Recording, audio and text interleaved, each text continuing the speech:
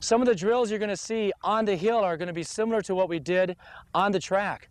The difference is with the resistance training, once again, we're going to be working the pillar area, strengthening the pillar area. This is fundamental for your middle distance and distance athletes. It's fundamental for all of your athletes. Hill work, especially early in your training session during the year, is very, very important to strengthening the athlete. As you get a little further along in your season, you'll cut back on your hill training. Right now, we want to demonstrate 4 things that can help you and your athletes. Stephanie's going to demonstrate high knees. Okay, go ahead, Steph. Driving the arms. Excellent arms, Stephanie. Good knee lift. Okay, James, go ahead. Let's see those arms. Drive them. Drive them. Good job. All right, Kate Lee. Good arm action now. Nice and tall. Very good. Kate Lee is only an 8th grader. You can see the physiological difference between her and Stephanie. But Kate Lee has been form running and working in our little kids program for a long time. Kate Lee's got excellent running form. You probably noticed the same thing with Annie as she was running before. Next, we're going to do hill bounding or exaggerated skipping. Once again, driving that knee up as high as possible, really using the arms, working the resistance into the hill, building the pillar. Okay, Stephanie, show us hill bounding, driving the arms. Get that knee up there. Very good.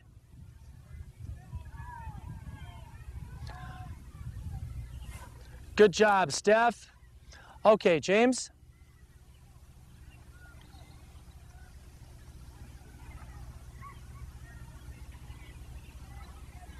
Good job. All right. Kate Lee, finish it up for us. Good arms now. Drive the arms. Very good. Get the knee up. Good job. Excellent job, Kate Lee. Okay, the next thing we want to do out here today is show you hill surging.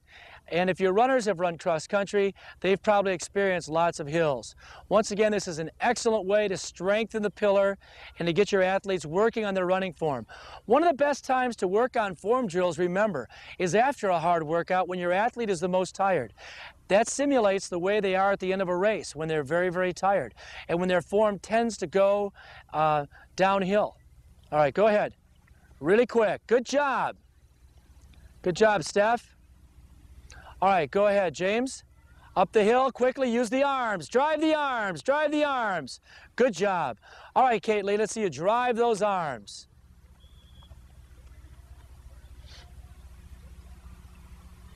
Okay, right now we're going to add the 4th component here, and that is downhill surges, running fast downhill. This can be a hard workout. It can be very tough, especially on your younger athletes.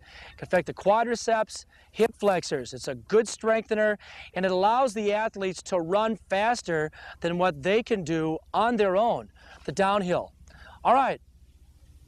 Stephanie, start us off. I want you under control, but I want you running fast. Here we go. Down the hill, there you go. Under control, very quickly. Good job, excellent, excellent form. James, bring it on, here we go. Really quick.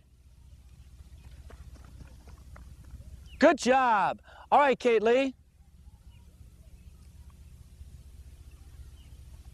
Okay, what you just saw there was a demonstration of how simulating faster speed than what the legs can do on their own.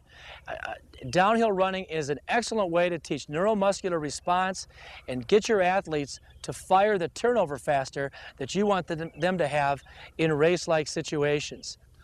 All right, Steph, under control, very quickly. Let's see that form.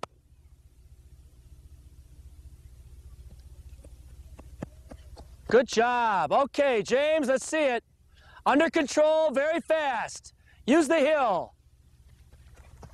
Very good. All right, Kate Lee. Under control, very quickly. Good job. Now, what we've just demonstrated for you here, and like all the other drills that we've done, as a coach, you need to assess each of your athletes, decide where their strengths are, decide where their weaknesses are, and build on those. Also keeping in mind that the younger athletes are not going to be able to handle the workload of the older athletes. Also, your older, more physically developed athletes who are not in shape may not be ready for the kind of workloads that we've demonstrated here. So keep that in mind when you're developing your program.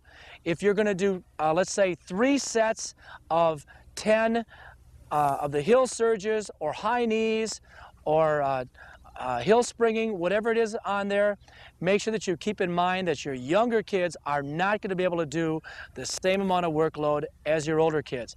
And keep that in mind for all the drills